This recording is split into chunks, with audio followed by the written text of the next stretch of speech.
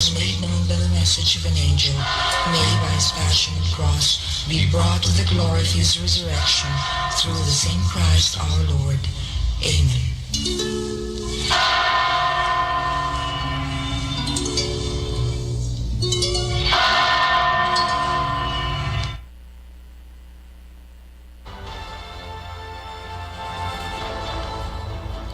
Magandang gabi po sa inyong lahat. Ako si Newsnight Tiveros. Ito ang Newsnight. Lahat ng kailangan ninyong malaman sa araw na ito.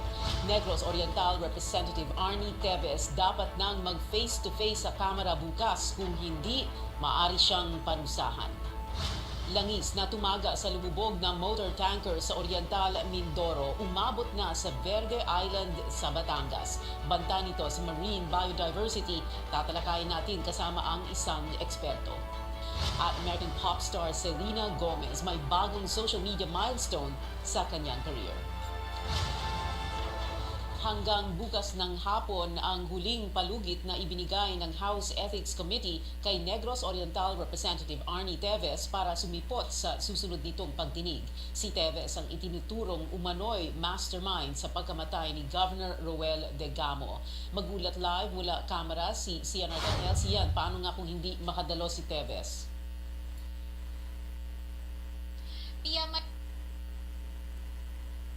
Hanggang alas 4 bukas ng hapon si Congressman Teves para personal na dumalo sa pagdinig ng House Ethics Committee. Hindi pinayagan ng komite kanina si Teves na humarap sa pagdinig nito sa pamamagitan ng video conferencing na siya namang hiling ng kanyang kapo.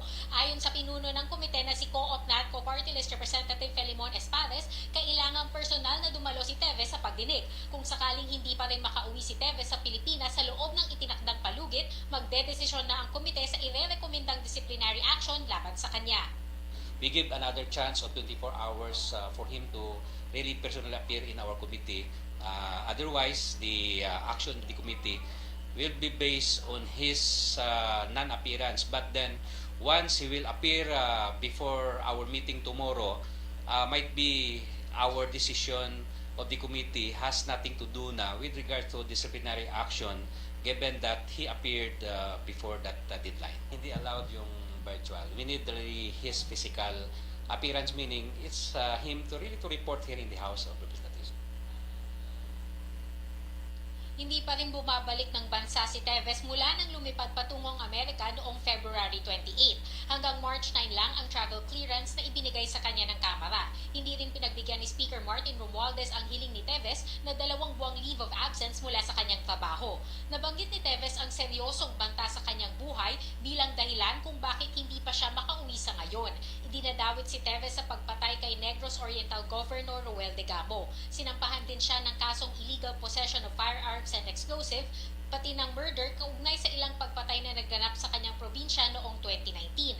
Ayon sa abogado ni Teves na si Ferdinand Topacio, may karapatan ng Kamara na magdesisyon hinggil sa disciplinary action na posibleng ipataw kay Teves. Pero hindi raw basta-basta mapapatalsik ang isang mambabatas. Ayon sa House Rules, maaaring masuspend o i-expel ang isang kongresista na lalabag sa panuntunan ng Kongreso sa botong 3/4 ng lahat ng miyembro ng kapulungan. Kung sakaling suspensyon ang parusa sa isang mambabatas, hindi ito dapat magtagal ng higit sa 60 araw. Hindi po basta-basta ine-expel ang isang miyembro ng Kamara. Bakit po? Not only because of the presumption of innocence, but because kapag basta-basta nyo in-expel ang isang miyembro ng Kamara, you disenfranchise the district which that congressman is representing. Alam po ni Speaker Romualdez kung saan si Congressman Teves according to him, but we have a gentleman's agreement nung nag-usap kami last week na hindi po ako magsasalita tungkol doon. Ayon kay Espales, hindi raw alam ng komite kung nasaan si Teves at ayaw niyang hulaan ang posibleng tinutuluyan ng mambabatas. Bago magsimula ang sesyon kaninang alas 3 ng hapon, ay sumulat si Teves kay House Majority Leader Manix Dalipe para hilingin na makapag-privilege speech siya sa pamamagitan ng video conferencing. Pero nagtapos na ang sesyon sa plenaryo kaninang bandang alas 5:30 ng hapon pero hindi nakapagsalita si Teves. May hanggang ngayong linggo na lang ang Kamara para magdaos ng sesyon bago naman magtungo sa isa't kalahating buwan na bakasyon ang mga mababatas at sa May 8 na ulit ang balik ng sesyon ng Kamara pagkatapos nitong linggo. Pia? Pero kung nasa Amerika si Arnie Teves yan, how can he be here in 22 to 24 hours? Unless of course nandito na siya sa bansa because it's noteworthy, no? Sinabi na nga ni Ferdito Pasio na alam daw ni Speaker Romualdez kung nasaan si Arnie Teves. At the same time, let's say he is in the US and he cannot be here within 24 hours. So, bukas ba yung committee na pahabain yung palugit nila kay Teves? Pia, ayon kay Congressman Espares ay mananatili yung binigay nilang palugit na alas 4 ng hapon bukas kay Congressman Teves. Kung sakali naman daw na magkaroon ng development, kunwari ay nalaman nila na pabalik na si Congressman Teves dito sa bansa, by tomorrow ay maaari naman daw pag-usapan ng komite ang posibleng paghihintay sa mambabatas. Pero ang malinaw lang sa ngayon, Pia, ay kailangan ng umuwi ni Congressman Teves para harapin yung at magpaliwanag na rin sa komite kung bakit siya nanatili sa ibang bansa gayong paso na ang kanyang travel clearance noong March 9. Balik sa iyo, Pia. Si Arcangel nag-uulat live mula Batasan Pambansa. May panibagong suspect na sumuko sa mga otoridad kaugnay sa pagpatay kay Negros Oriental Governor Roel Digamo higit 2 linggo nang nakakaraan. May kinanta rin ba ang suspect na ito na mastermind umanos sa krimen? Alamin sa ulat ni Senior Correspondent Anjo Alimario. Isang na-discharge sundalo ang sumuko sa Armed Forces of the Philippines kaugnay sa pagpatay kay Negros Oriental Governor Roel Digamo. Last Friday, one of the suspects who was one of those named by the suspects who earlier were arrested surrendered to our personnel in Negros, and we will be turning over this suspect to the NBI. Paglalarawan sa kanya ni Justice Secretary Jesus Crispin Rimulya, isa siya sa mga main players sa krimen na may direktang partisipasyon. Anya, very critical daw ang impormasyong manggagaling dito. Pero lahat daw ito dapat pang i-validate para malaman kung gaano katotoo lahat ng sinabi nito. Yung mga sinasabi niya, number one, corroborates previous statements made given to us. And number two, he knows the other people who were involved. Kaya alam natin ang yung extent ng network. Una nang tinuro ng mga suspect na hawak ng NBI na si Negros Oriental Representative Arnie Teves ang umano'y mastermind sa pagpatay kay Digamo. Nang tanungin kung nabanggit din ba ng bagong suspect si Teves bilang utak sa krimen, Naming as mastermind or participation or role in the crime. Well, what I can tell you is that there are circumstances which lead you to the conclusion that he was perhaps involved in the crime. But the specifics of that, we cannot tell you as of now. sa hiling na patalsikin si Teves bilang mambabatas kahit di pa ito nakakatulan, posible raw ito ayon kay Rimulya base sa House Rules. Pero nasa Kongreso anya ang pagpapasya. Ayon kay Rimulya, 8 pang persons of interest ang kanilang hinahanap. Kaya ang panawagan ni Abalos sa kanila, sa ilang pang kasama rito sa karumal-dumal na kasong ito, muli inihikayat namin kayo na sumuko na. Nakita niyo po ang mastermind nito, walang konsensya. Baka kayo pa ho ang ipapatay nito. payo naman ni Rimulya kay Teves, umuwi na at harapin ang mga aligasyon laban sa kanya. Anjo Alimario, CNN Philippines.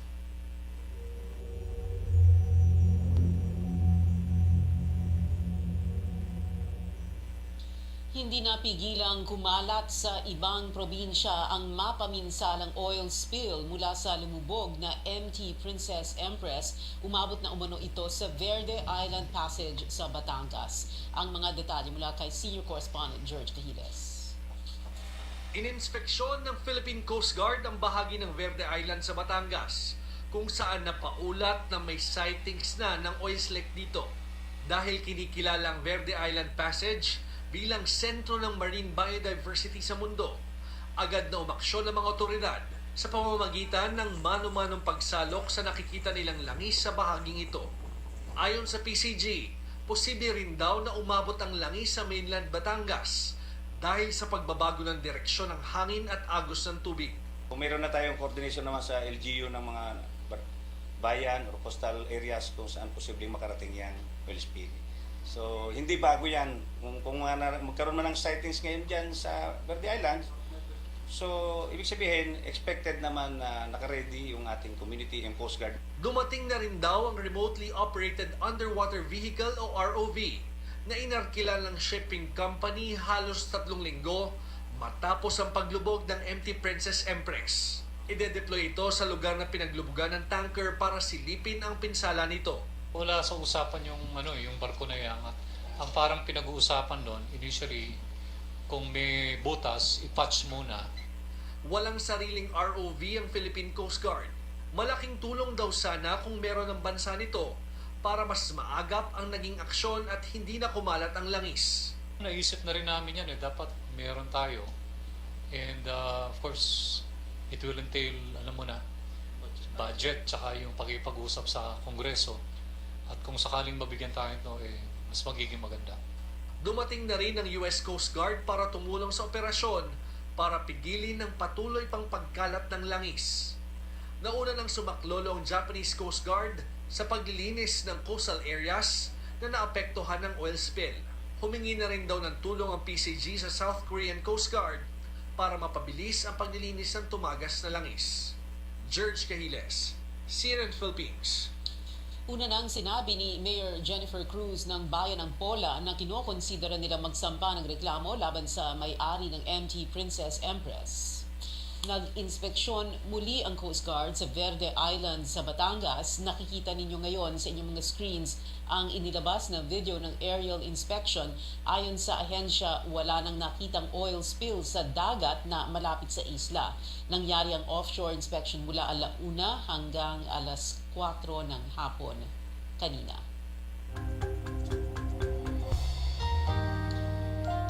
Matapos ang Antique, Aklan at Palawan, ngayon naman sa Batangas. Pag-usapan natin ang pagkalat ng oil spill mula Oriental, Mindoro at ang panganib na dala nito sa marine biodiversity sa Verde Island Passage, kasama ang director ng De La Salle University Shields Ocean Research Center na si Al Licuanan. Magandang gabi sa iyo, Al. Thank you very much for being with us tonight. Magandang gabi, Pia. So Al, can you explain to us what this means? So earlier in the day, sinabi na nga ng Coast Guard na kumalat daw, nandun na raw sa Verde Island Passage. But late this afternoon, ang sinasabi nila, medyo may konting cambio eh. Ang sinasabi nila sa shoreline, may nakitang oil spill, yung langis, pero dun sa offshore, wala na raw makita as proven daw by the aerial inspection. How are we supposed to understand this? Well, yung isang kailangan nating tandaan is medyo pabago-bago na yung hangin, lalo na ngayon na nagtatapos na yung amihan. So medyo mahirap i-predict kung saan yung direction ng hangin at yung sumusunod na currents ng tubig. Isa rin kailangan i-consider is mabilis talaga ang currents dito sa part na to ng Verde Island. So yung isang lumulutang na slick ay malayo ang maaabot. So it's possible, nakita nga doon sa may shoreline, and then doon sa tubig, nadala na ng current o kuryente elsewhere. Ganun ba? Yes, oo. So mabilis yan mag-travel, mag-dissipate, pero pwede ring mangyari na naiipon sa ibang parts. Kung meron kang parang equivalent ng whirlpool or isang eddy na tinatawag. So pwede ring ma-concentrate yung lumulutang na oil in certain portions. We've had several groups trying to contain the oil spill doon sa may Nauhan or sa Oriental Mindoro. But apparently, of course, as already seen, kumalat siya, no? This is because of the current, like you said, no? In other words, talagang kailangan i-expect natin ito, na talagang kakalat yan no matter how many oil spill booms you lay, for example. Yes, and also dahil meron pang lumalabas na oil from the sunken tanker. So depende kung saan papunta yung currents nung time na na-release siya at considering na malayo nga yung maabot, madaming areas na kailangan matyagan yung sitwasyon. Okay, pag-usapan natin, Aldi, yung Verde Island Passage mismo, no? How crucial, how critical is this, and how important is it na hindi siya maapektuhan masyado, kahit masyado lang, ng oil spill na ito, ng oil slick? Well, Verde Island Passage, as many sectors know, is very important dahil yung marine biodiversity niya, yung dami ng species na natatagpuan sa isang area ay napaka-unique, hindi lang sa Pilipinas but globally.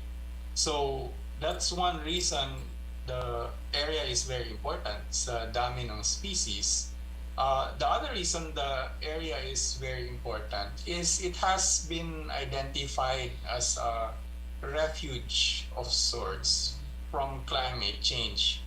Ang ibig sabihin yan, dahil in general, hindi lang yung atmosphere ang umiinit but also yung karagatan. Yung Verde Island, dahil sa patterns ng pagdaloy ng tubig dyan, kadalasan mas malamig yung tubig sa bahaging yan kaysa sa ibang parts ng Pilipinas. Which means na isang refuge area siya from ocean warming, yung mga corals na nagbe-bleach dahil mainit yung tubig. In general, sa Verde Island, mas mabilis sila mag-recover if they bleach at all. And so Verde Island is one of those areas na refuge from climate change for marine organisms. Huling tanong na lang, Al, itong 800,000 metric tons of oil that spilled from that tanker, that sunken tanker. Can you give us the worst case scenario for areas affected by that oil spill? One of the things that I don't think is being discussed a lot is yung chemicals na hindi natin necessarily nakikita na ngayon ay kumakalat. Okay.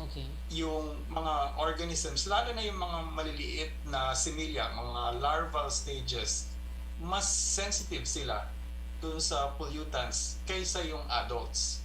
And so, yung worst case scenario dyan is we're already losing a lot of the biodiversity. And we're not even in a position to detect yung loss na yon. Okay, so just because walang oil slick sa isang lugar does not mean na yung pollutants na associated dun sa oil ay wala din dun sa area na yon. Most likely, nandoon na sila. Most likely, mas malawak pa na area yung naabot nila, and they're already poisoning larval stages, and it may be decades before we actually see their effects. So imagine may isang generation ng corals na are already dying, and hindi natin malalaman yan until it's time na yung generation na yun, kung nabuhay sila, ay magiging mas malaki na. Like what chemicals, Al? Pahabol na lang na tanong. What chemicals, what pollutants are you referring to? Well, generally, when you talk about oil, that's not just a single chemical. It's a mixture of many chemicals. Some are more soluble in water than others. Some tend to be solid. Others evaporate very quickly. Kaya nga, di ba, madaming tao kahit na hindi sila pumasok sa tubig ay nagkakaroon ng effects sa kanilang health. Ganyan. Oil is a mix of many chemicals, and a lot of them are very toxic. Maraming salamat sa iyo, Al Licuana, the Director ng De La Salle University Shields Ocean Research Center. Thanks very much for being with us tonight. Susunod, gumulong na ang military drill sa pagitan ng South Korea at Estados Unidos sa Korean Peninsula.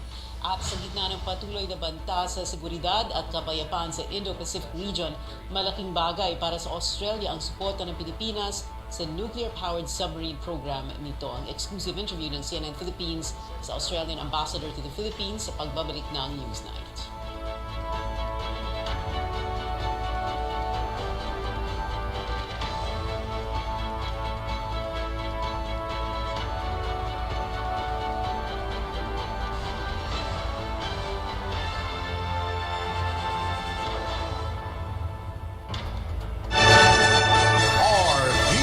RPN Radio Philippines Network. DXKD Dipolog Radio Ronda. Pride Bar, dili lang puti, kisla puti. Pagilabhan sa Pride Bar Blue, ang puting sinina mahimong Mas puti ito, mas puti ito, mas puti ito. sa Pride Bar Blue, pwedeng dili na ko magtina, anyel o bleach. Kaya ang Pride Bar Blue, dunay power whitener nga sa gumsum sa matag hibla, mao nga sinina, kisla puti ug humok pa sa kamo. Mas puti ito, mas puti ito, mas puti ito. Pride Bar Blue with power whitener. Dili lang puti, kisla puti. Pride Bar, manufactured by ACS Manufacturing Corporation. ISO certified, world-class quality. ACS. Si Mommy at si Washing Machine believe sa Pride Washing Machine Detergent. Hello, Washi! Hello, Mommy! Laundry day na naman. Ready ka na sa mancha, chocolate, putik, libag? Kaya yan ang Pride Washing Machine Detergent. May triple stain-away formula. Tanggal ang makapit, madikit, at malupit na dumit mancha. Easy ang labada. Mula noon hanggang ngayon. All you need is pride. All you need is pride. Pride Detergent, manufactured by ACS Manufacturing Corporation. ISO certified, world-class quality. ACS. DXKD Dipolog Radio Ronda. In all our 82 shopping centers across the country. We've started this a long time ago. We've partnered with DOTR ever since. All our malls have bike-friendly facilities. Right now in our malls, we already have the bike repair stations. A lot of our malls have dedicated cycling lanes. We want to have a basket of solutions. SM has been one of the pioneer partners of the Department of Transportation, specifically for active transportation. SM is our partner in terms of the bike manual. It's an IEC campaign material so that our cyclists will be educated, and the motorists as well, on how to use the bike lanes and even the interactions with cyclists on the road. We make our malls not just for shopping, but also accessible. So accessibility is also key. To all our cyclists and motorists and even the pedestrians, let's keep our roads safe and accessible.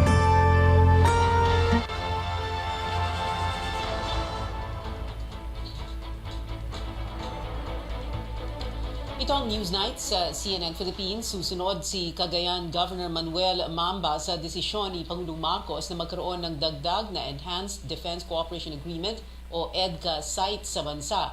Tiniyak yan ni Defense Department Officer in Charge Carlito Galvez matapos niyang makausap si Mamba. Nauna nang tumutol ang gobernador sa mga panibagong EDCA sites sa pangambang makaladkad ang kanyang probinsya sa away ng Amerika at China dahil sa Taiwan. Tiniyak ni U.S. Envoy Mary Kay Carlson ang kanilang mga desisyon ay para sa kapakanan ng mga kaalyadong bansa. For as long as the national government has decided, he will abide with the decision of the president. And we have already decided. I told him that we have already decided. So he will conform with the decision. Sa mensahe ni Mamba sa defense reporters, ginit niya pagtutol sa foreign troops sa Cagayan, ngunit nirerespeto niya ang desisyon ng Pangulo. Malaking bagay para sa Australian government ang pagpapakita ng suporta ng Pilipinas sa inanunsyong nuclear-powered submarine program sa ilalim ng AUKUS Security Agreement. Ang AUKUS ay kasunduan sa pagitan ng Australia at Estados Unidos at United Kingdom na layong palakasin ang kanilang defense capabilities. Pagtitiyak ng Australia may sapat na mekanismo para sa ligtas na nuclear-powered submarine program. Narito ang report ni Tristan Odalo, exclusive. Sa gitna ng patuloy na banta sa seguridad at kapayapaan sa Indo-Pacific region kung saan nakabilang ang South China Sea, malaking papel ang gagampanan ng inanunsyong nuclear-powered submarine program ng Australia sa ilalim ng AUKUS Security Agreement. Ang AUKUS ay kasunduan sa pagitan ng Australia, United States at United Kingdom na isinapubliko noong 2021. Sa eksklusibong panayam ng CNN Philippines kay Australian Ambassador to the Philippines, Hey Kyung-yu, iginiit niyang mabusisi ang pinagdaanan ng nuclear-powered submarine program. Giit pa ng ambassador, hindi lang Australia ang makikinabang sa pagpapalakas at upgrade ng kanilang defense capabilities. This is really about Australia building our capabilities in what it has become a very complex strategic environment. And through these, our objective is to become a better defense partner to the Philippines. And, we know how important it is to secure peace and prosperity and stability in our region. What about fears or concerns over nuclear proliferation, or it would fall under the hands of less responsible countries? What mechanisms are in place? For Australia to acquire nuclear-powered submarines. Not nuclear weapons, because Australia also do not believe in proliferation of nuclear weapons, and this is why AUKUS members are working so closely with IAEA. Every step of the way, we are being completely transparent. We want to live up to the highest standards. Kinonsulta rin daw ng Australian government ang kanilang mga Pinoy counterpart hinggil sa nuclear-powered submarine program. We had a team arrive from Canberra to talk to their counterparts and Philippine officials prior to the announcement being made. We also had our foreign minister and our defense minister, as well as our chief defense force, talking to their counterparts over the phone before the announcement was made. Kinumpirma rin ang Australian ambassador na kasalukuyang pinag-uusapan ang posibilidad ng joint patrol sa West Philippine Sea sa pagitan ng Pilipinas, US at Australia. We will be exploring joint patrols. That remains to be still the case. The conversation is ongoing, and there is probably more conversation to be had. Nagbigay din ng saloobin ng Australia sa magiging partisipasyon nito sa pinakamalaking US-Philippine balikatan exercises na kasado na sa susunod na buwan. Very excited about that. Of course, this is the first time Australia has been invited to participate in this very important, large-scale and complex exercise. We are expecting around 110 defense personnel to arrive soon in the Philippines to take part in many of those exercises. And we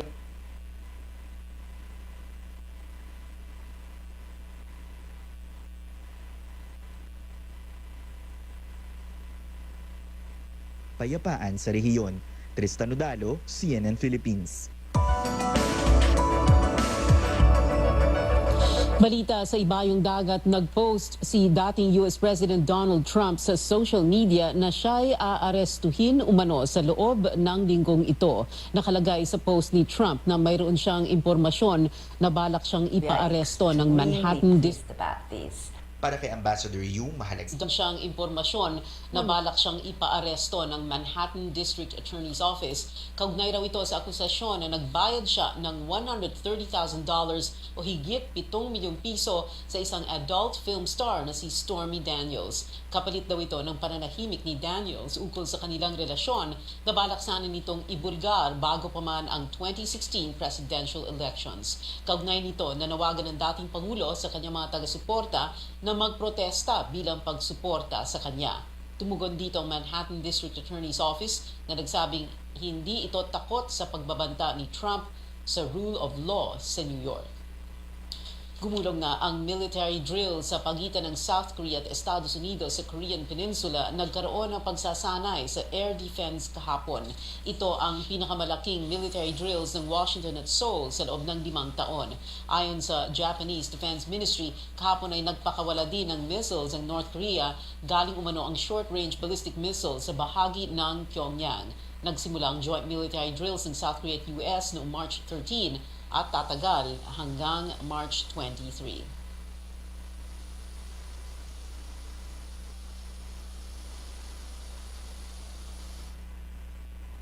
Russian President Vladimir Putin sa Donbas region ng Ukraine na okupado ngayon ng Russia. Ito ang unang pagbisita ni Putin sa Mariupol City mula ng lusubin ng Russia ang Ukraine.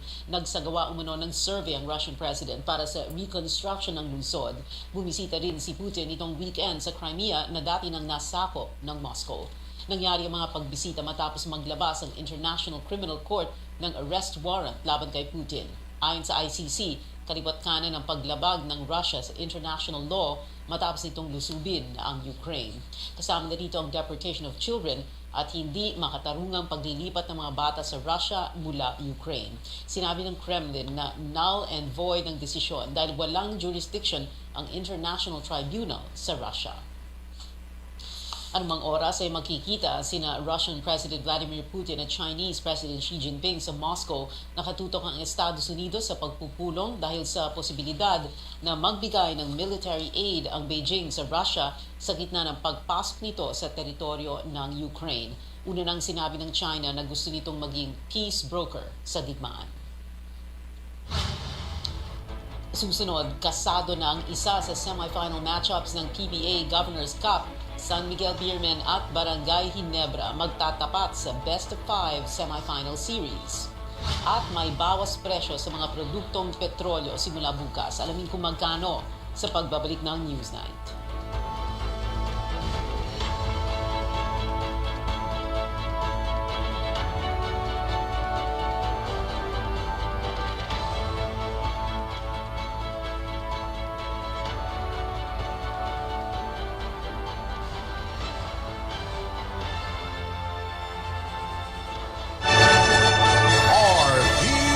RPN Radio Philippines Network, DXKD, Dipolog, Radyo Ronda. Sa panahon ngayon, kau ba'y sigurado? Kau ba'y protektado? Ang pamilya ay i-shield mo. Laban sa bakterya, i-shield mo. Labanan pati virus, i-shield mo. Shield Bat Soap. Patay ang 99.9% of bacteria and virus tested. Believe ang mga eksperto sa Philippine Nurses Association. Sa sakit protektado, i-shield mo. Pamilya protektado, i-shield mo. Shield Bat Soap. Manufactured by ACS Manufacturing Corporation. ISO certified world-class quality. ACS. Ang buhay ay masaya pag ang hugasin ay easy, lalo na sa masebong kaldero at kawali. Kaya mag-Smart Dishwashing Paste. Pang heavy-duty hugasin. Ang galing, galing, galing. Smart! Yan ang Smart Dishwashing. May double tanggaling formula. Tanggal galingan sebo at bakterya. Kaya ang Smart #1 Dishwashing Paste. Ang galing, galing, galing. Smart! Yan ang Smart Dishwashing. Smart Dishwashing Paste. Manufactured by ACS Manufacturing. ISO certified world-class quality. ACS. DXKD, Dipolog, Radyo Ronda. Stations, a lot of our malls have dedicated cycling lanes. We want to have a basket of solutions. SM has been one of the pioneer partners of the Department of Transportation, specifically for active transportation. SM is our partner in terms of the bike manual. It's an IEC campaign material so that our cyclists will be educated, and the motorists as well, on how to use the bike lanes and even the interactions with cyclists on the road. We make our malls not just for shopping, but also accessible. So accessibility is also key. To all our cyclists and motorists, and even the pedestrians, let's keep our roads safe and accessible.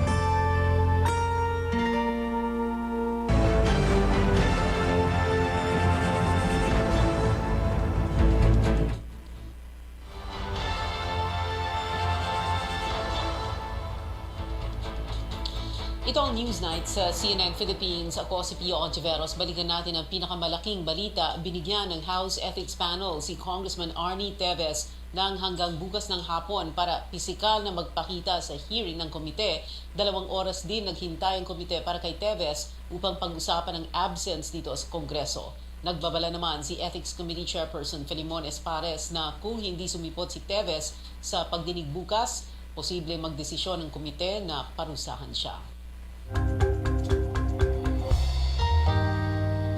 Sumuko sa militar ng panibagong suspect kaugnay ng pagpatay kay Negros Oriental Governor Ruel Degamo. Alamin natin ang mga detalye ng pagsuko ng itinuturing na Justice Department na major player umano sa investigasyon. Kasama ang spokesperson ng tagapagsalita ng AFP ng Armed Forces, Colonel Medel Aguilar. Sa telepono, Colonel Aguilar, magandang gabi sa iyo. Ma'am, magandang gabi din po sa inyo at sa lahat ng inyong ating tagapanood. Yes, Colonel. So, itong suspect na ito na sumuko, discharged soldier siya, no? Dishonorably discharged from the AFP, is that correct? Yes, ma'am. That's what we learned also. Okay. And he is a former Army soldier, correct? Yes, ma'am. And an enlisted personnel? Yes, ma'am. Can you tell us what rank? What rank was he? We call him sergeant, so that could be the rank that he was holding when he was discharged from the service. Okay. Do we know what by year? the way, ma'am, Yes, sir. By the way, ma'am, in the task force, we are just providing support to the law enforcement body in the conduct of operations so that we can apprehend the remaining suspects. Yes. All the investigation parts are given to the other task group. Yes, yes. And we leave it to them. Yes, we know that, Colonel. But thank you for the reminder. Yes, definitely. Task force ito and supporting role, kumbaga, ang AFP. However, itong sarhento na ito, ng dating sarhento na discharged ng Philippine Army, sumuko sa isang unit na doon sa Negros Oriental. Tama po ba yon? Yes, ma'am. That is what we also learned from our report, ma'am. Kasi lately, nang dahil sa pagpatay kay Governor Degamo, nagpadala ang Army ng division ba yun, no? Division o brigade ata doon sa Negros. Doon ba siya sumuko, yung bagong padala? Actually, ma'am, we have 2 brigades in Negros. Each brigade is composed of 3 battalions. But most of the units there are already there in Negros Island. We just added 1 company from the Light Reaction Regiment. Okay. So, okay. Yes, ma'am. Doon po nag-surrender sa AP unit natin sa lugar. Sa either of the 2 brigades? Yes, ma'am. Yung naka-station na doon. So, kilala po ba siya ng brigade na yon? Dati ba siya naka-assign doon? I think, ma'am, he just nakilala na lang siya later on as to how he was identified. We do not know. Most probably, he just submitted himself to the authority and identified himself. Okay. So, we do not know. Do we know kung saang unit siya? I mean, as of this time, syempre, kung Friday pa ninyo alam ito, that means na na-check na ang kanyang background at alam nyo kung saang unit siya naka-assign noong siya'y na-discharge. Yes, ma'am.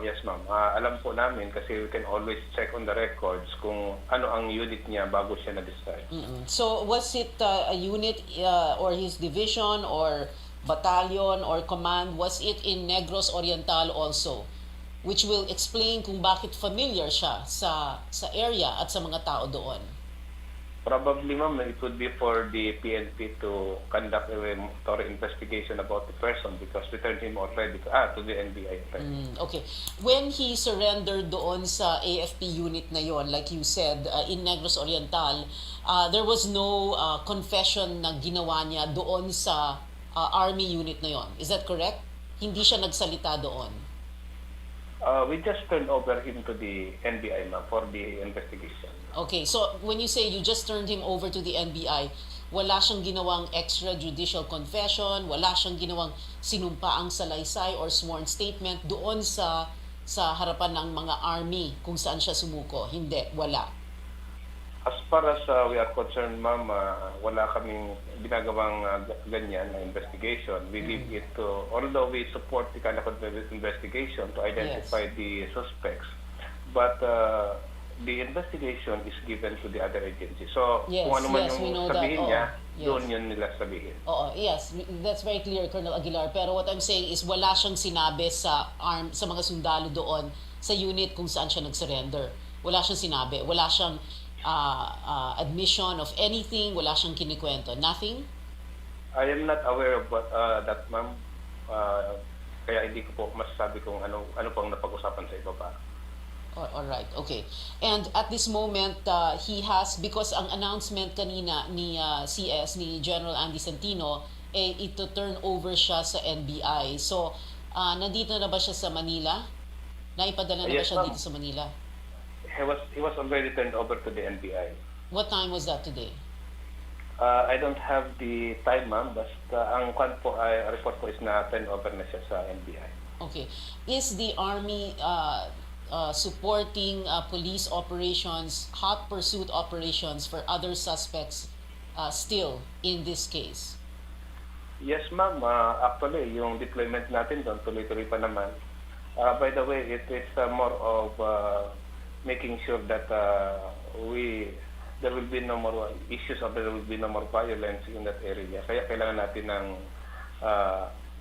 focusing on refocusing ng ating operations kasi existing naman talaga yung mga units doon.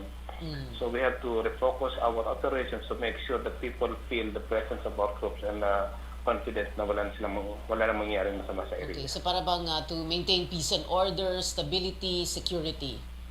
Yes, ma'am, that's correct. Okay.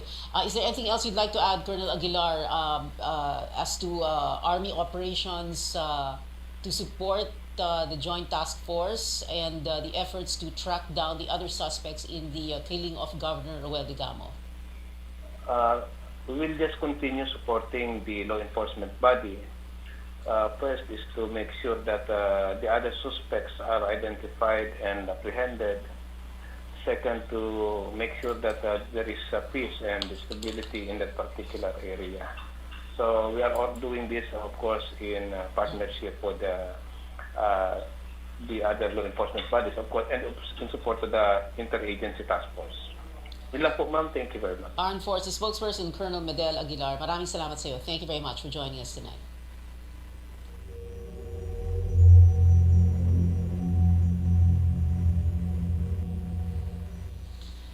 Nanindigan ang Marina na wala pang permit ang MT Princess Empress para makapaglayag ito. Maaari raw na peke ang Certificate of Public Convenience o CPC na ipinakita ng kumpanyang nagmamay-ari nito sa Philippine Coast Guard.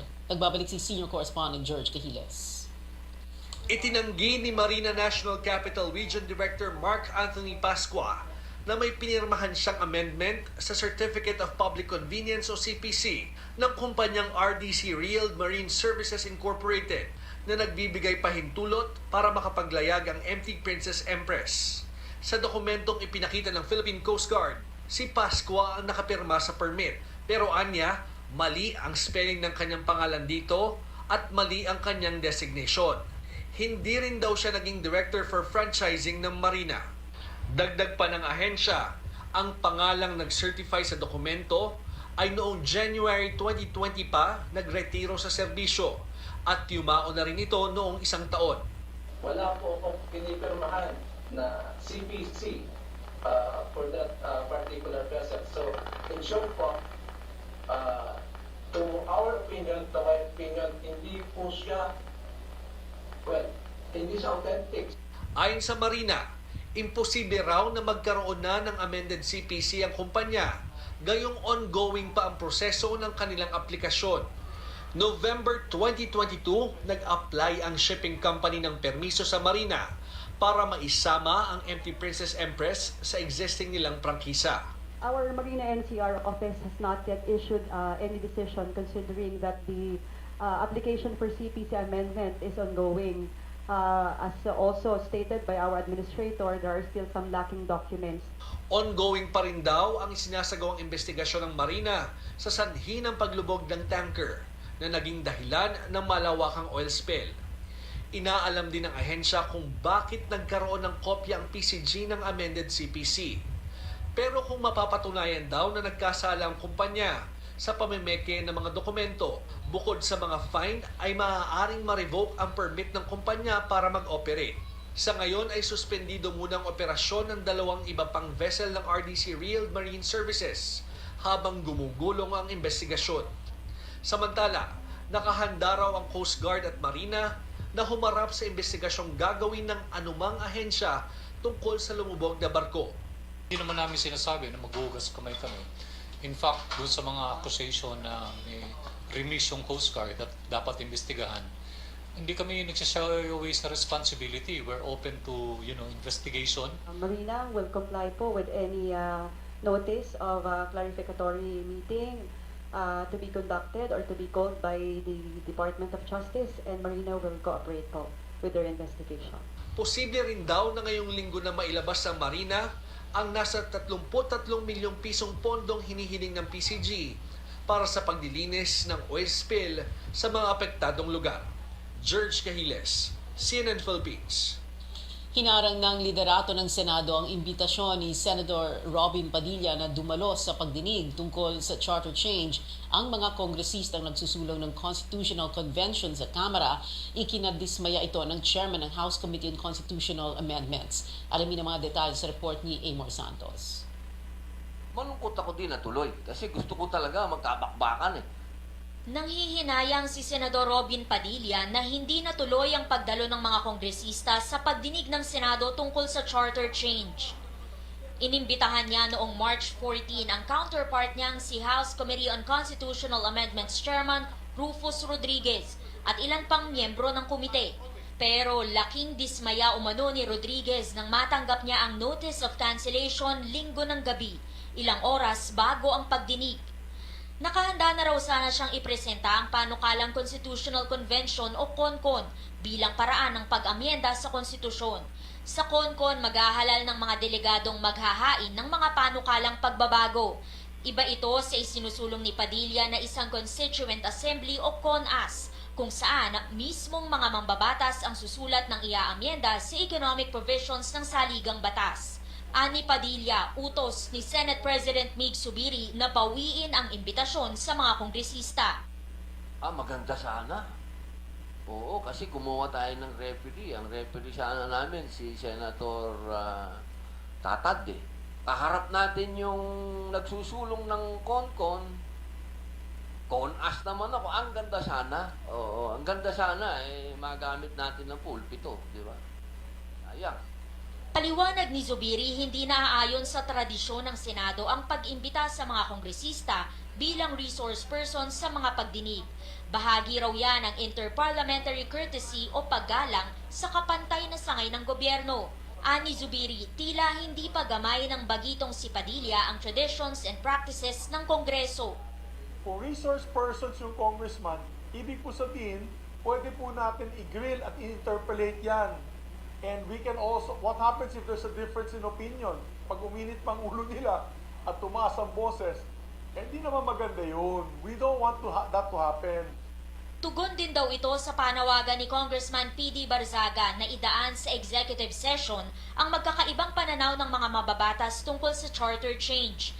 Nanindigan si Zubiri na para sa kanya, hindi prioridad ang charter change pero bukas daw siya sa diskusyon tungkol dito. Doon kami pwede mag-open forum and then we can discuss ano ba talaga ang issues na gusto nilang i-tackle, ano bang amendments ang gusto nilang gawin. So kung may disagreeing provisions, that means wala na, patay na ba to? We cannot discuss this because how can we move forward? Tinuloy pa rin naman ni Padilla ang pagdinig, pero dalawang resource person lang ang kaharap niya, sina dating Senador Kit Tatad na pabor sa CONCON at ang kapartido ni Padilla sa PDP laban na si Melvin Matibag.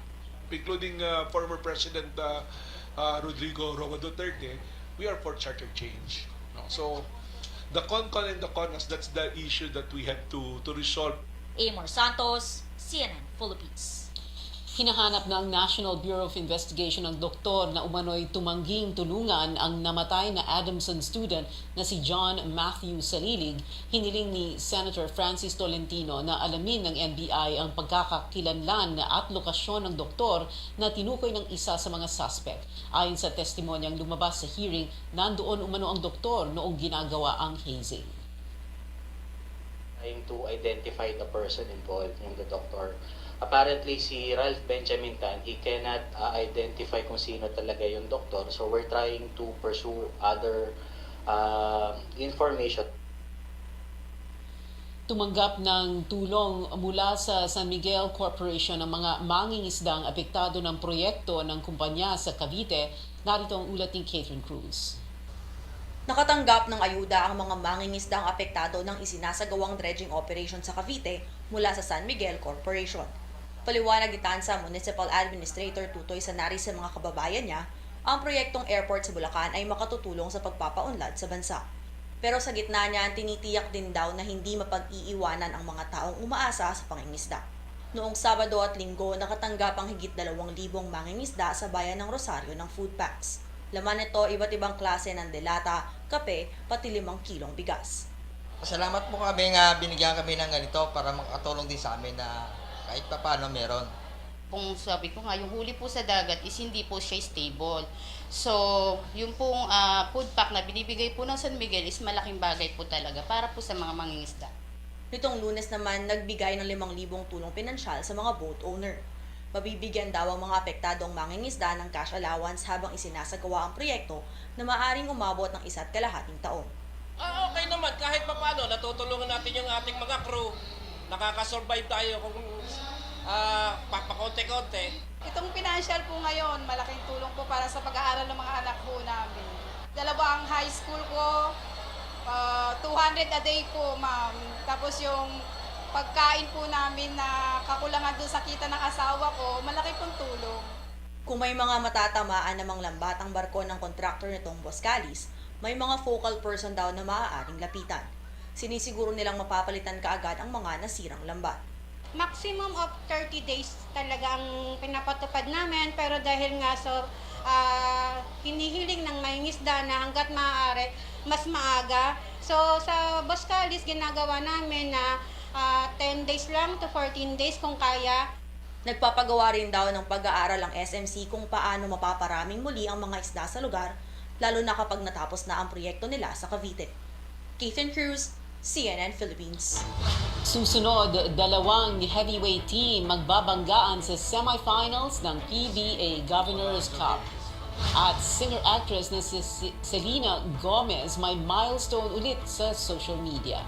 Manatiling nakatutok sa News 9.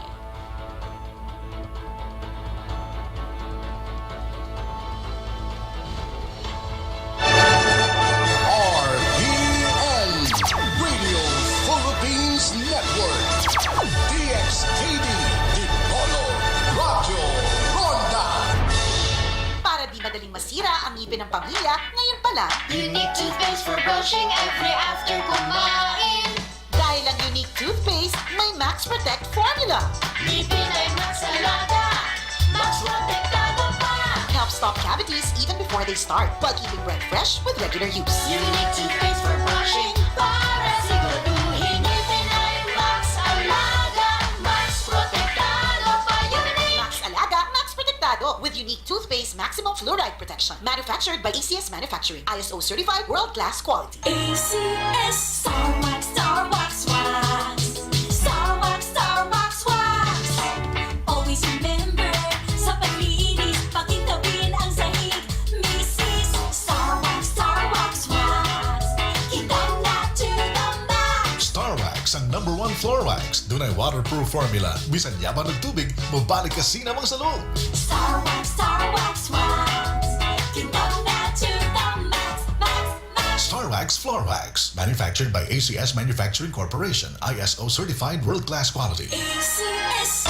DXKD Dipolog Radio Ronda.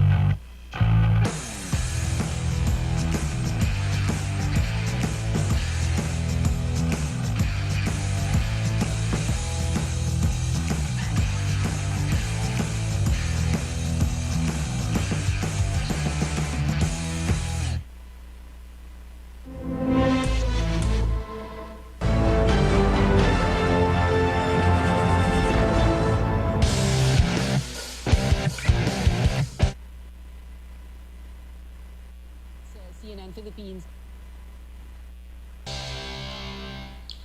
Ito ang Newsnight sa CNN Philippines. Kasado na ang isa sa semifinal matchups ng PBA Governor's Cup. Unang nakapasok sa semis ang San Miguel Beermen nang dispatchahin nito ang Converge Fiber Xers 121-105 kahapon sa Araneta Coliseum. Isang dominant performance na naman ang ipinakita ni import Cameron Clark na humamada ng game-high 40 points at 12 rebounds. Nakatuwang niya si The Muscle Man Vic Manuel na kumana ng 20 points sa perfect 9 of 9 shooting.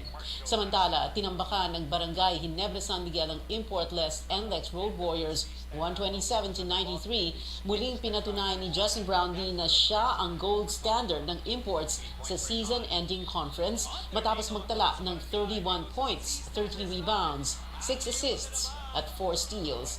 Magtatapat ang Ginebra at San Miguel sa best-of-5 semifinal series. Ang Ginebra head coach Tim Cohn, bagamat may injury si 6-time MVP June Mar Fajardo, delikado pa rin ang Beermen lalo't wala rin sa poder nila ngayon si high-flying big man Japeth Aguilar. It's not Jumar-centric anymore.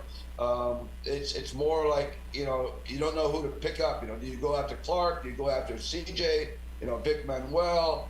Lassiter? I mean, they have a lot of weapons. Simon and Ciso, guys coming off the bench.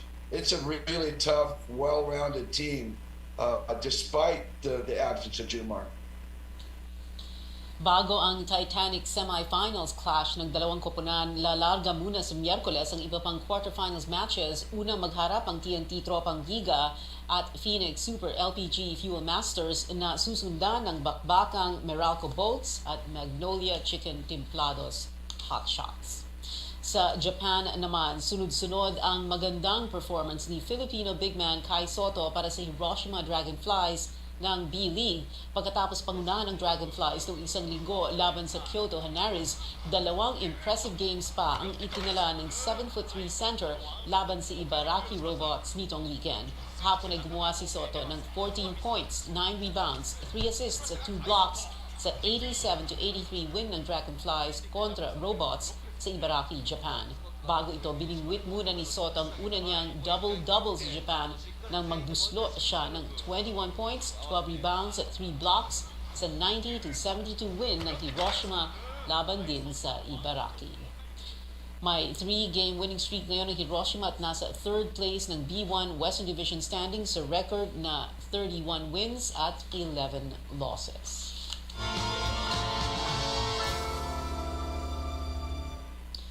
Hindi matatawaran ang suporta ng mga Pilipino pagdating sa kanilang iniidolo gaya ng ipinamalas ng Pinoy fans ng bandang Simple Plan sa kanilang Harder Than It Looks Tour concert dito sa bansa. Yan at iba pang showbiz updates hatid sa atin ni Sam Sadwani. Sam?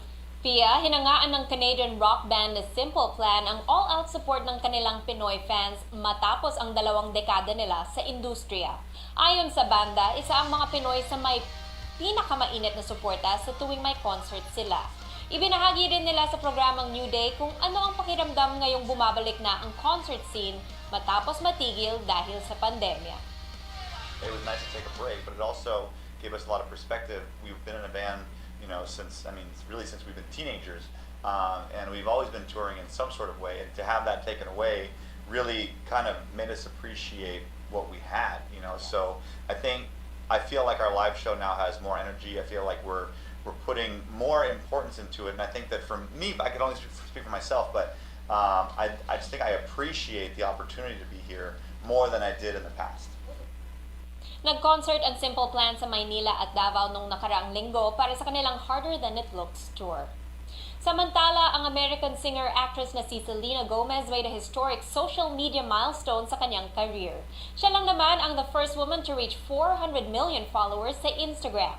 Noong nakaraang buwan, nalampasan niya ang American media personality and socialite na si Kylie Jenner as the most followed woman sa photo-sharing app. Dahil dito, pinasalamatan ni Selena ang kanyang fans. Kung kaya niya lang daw yakapin ang 400 million fans na ito, gagawin niya.